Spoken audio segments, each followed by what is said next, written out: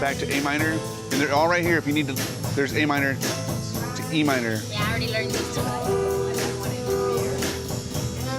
Even though 4 chords and ukulele are primarily for guitar, uke, and voice, they both have built-in features that, along with our chord diagram supplements, make it easy to incorporate all instruments and have a full rock band playing along. Let's take a look at some best practices from inside the classroom. As far as the keyboards go, that's pretty easy because it's showing up here the letter at least.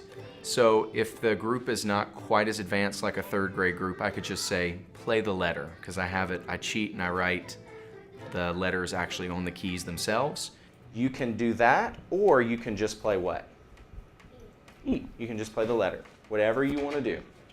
For the older groups, if they feel confident with playing through those chords because we've practiced them a few times, then maybe I'll do it. But if it's at the very beginning for those advanced groups and they're playing 3-note chords, then I will have maybe one person play the E minor, one person play a C, one person play a G, one person play an A. And it keeps them to where they can't slack off and not pay attention because they have to know when their part is and they have to be listening for everyone else. And it's building their ear for tonality as well. So then you could move it up from there. All right, now these 2 people are gonna play 2 chords. These 2 people are gonna play 2 chords. Then switch that. And then have them all, the guitars and the keyboards all play through the entire progression together. I think the manipulatives are very helpful just because they can literally lay out the progression in front of them, which is very helpful. And if they need to do a quick reference, if I'm working with guitars over here at the beginning, because there's a little bit of transition time whenever we're moving to a song. So, all right, look at your little cheat card over there and figure out where those fingers are, figure out where the 2 black keys are, where the 3 black keys are, and find your keys on it. So just a little bit of training goes a long way with that. So once they get used to that, it's gonna be extremely helpful. We have a lot of different students on different levels and different experiences with different instruments. And I like to incorporate all that, especially sometimes when the goal is to put a band together. So it's really great to have something for the bass, so I can put one child on the bass and she can see those notes and it doesn't distract from anything else we're doing. And that goes for all the instruments. So having those extra resources so we can start joining all the instruments together is phenomenal.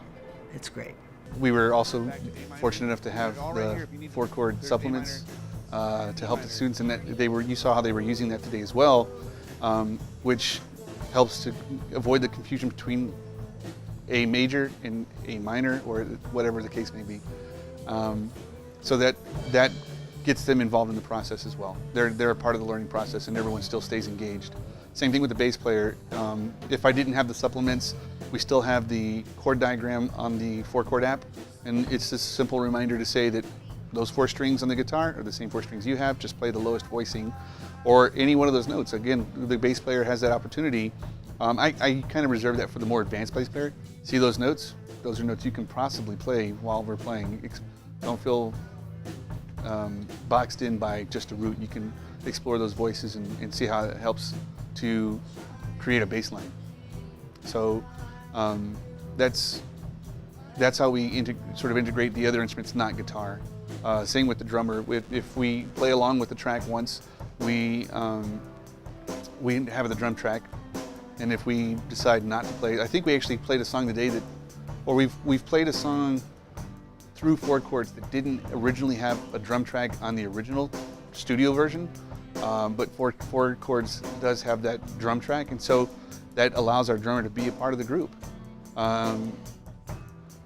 It sort of helps to take away the guesswork. So that's helpful. The most important thing when attempting to play along to 4 chords or ukulele with a full electric band, including a drum set, is to have speakers loud enough to be heard by everyone. If possible, it's also best to position one of those speakers near the drummer so that they can hear the beat loud and clear.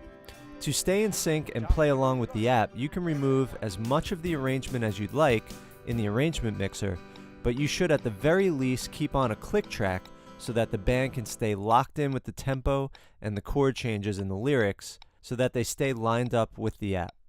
I really hope that seeing this stuff done inside of a classroom along with these tips about the arrangement mixer will help you feel confident about having all of your students play on multiple instruments with 4 chords and uke. Have fun with this stuff, jump right in, and we'll see you in the next lesson.